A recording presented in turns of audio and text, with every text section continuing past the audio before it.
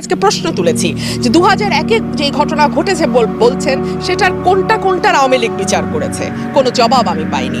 আমি জিজ্ঞেস করেছি গত 15 বছরে সংখ্যালঘুদের উপর বিভৎস অত্যাচার হয়েছে। আমি যশোরে গেছি, আমি নাসিরনগর গেছি, আমি কুমিল্লায় গেছি, আমি রামুতে গেছি, আমি নিজে গেছি, আমার দল থেকে আমাকে পাঠানো হয়েছে, আমি গেছি, আমার ছবিও আছে সেই সময়ে ফেসবুক খুললে আপনারা পাবেন।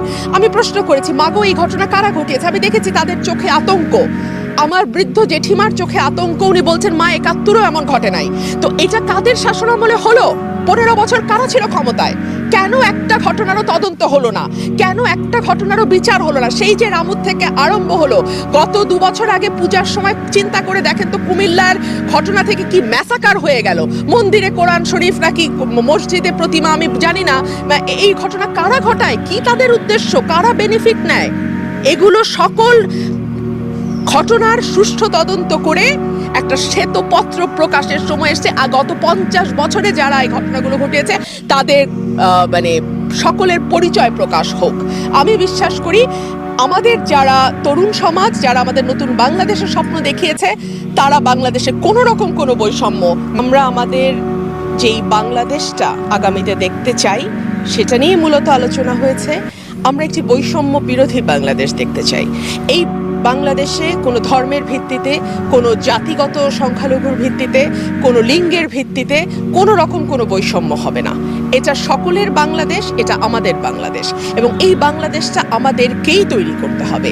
সরকারে যখন অস্থিরতা তৈরি হয়, দেশে যখন কোনো রকম কোনো অস্থিরতা হয়, আমরা সব সময় দেখি যে একটি গোষ্ঠীর ওপরে হামলা হয়, একটি গোষ্ঠীকে মূল্য দিতে হয়। এই বাংলাদেশের জন্য তো আসলে 71-এ মুক্তিযুদ্ধ হয় নাই। এই বাংলাদেশের স্বপ্ন নিয়ে তো আসলে আমার বাবা, আমার দাদা, আমার পরিবার বা আমাদের সকলের পরিবার যুদ্ধ করি নাই। সুতরাং এমন একটা বাংলাদেশ আমরা দেখতে চাই আগামীতে, যেটা আমরা সকলে মিলে হাতে হাত রেখে তৈরি করব। এবং এখন পর্যন্ত স্বাধীনতার 50 বছরে যতগুলো নির্যাতনের ঘটনা ঘটেছে, যতগুলো অপারেশনের ঘটনা ঘটেছে, যতগুলো লুটপাট এবং ভাঙচুরের ঘটনা ঘটেছে, সংখ্যালঘুদের ওপরে হোক কিংবা অন্য কোনো কারণে পিছিয়ে পড়া আছেন যারা, সংখ্যায় যারা কম আছেন, তাদের ওপরে যে কোনো রকম অত্যাচার, সেটার একটা স্বাধীন তদন্ত হওয়া দরকার। এবং যারা দায়ী তাদেরকে শক্তভাবে বিচারের আওতায় আনতে হবে। তা না হলে আসলে সরকার আসবে, সরকার যাবে, এই ধরনের ঘটনা ঘটতেই থাকবে। এই ধরনের ঘটনা যাতে আর না ঘটে, সেই প্রত্যয় এবং সেই প্রতিজ্ঞা নিয়েই আমাদের আজকের যাত্রা শুরু। আমি একটু বিনীতভাবে বলতেই চাই, আজকে আমি রাজনৈতিক বক্তব্য দিতে চাইনি।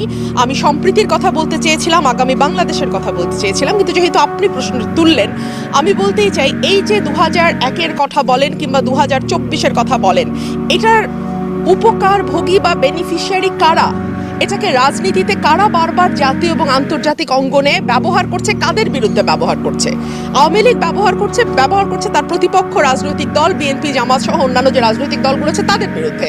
অথচ গত 15 বছরে তারা যখন ক্ষমতায় ছিল,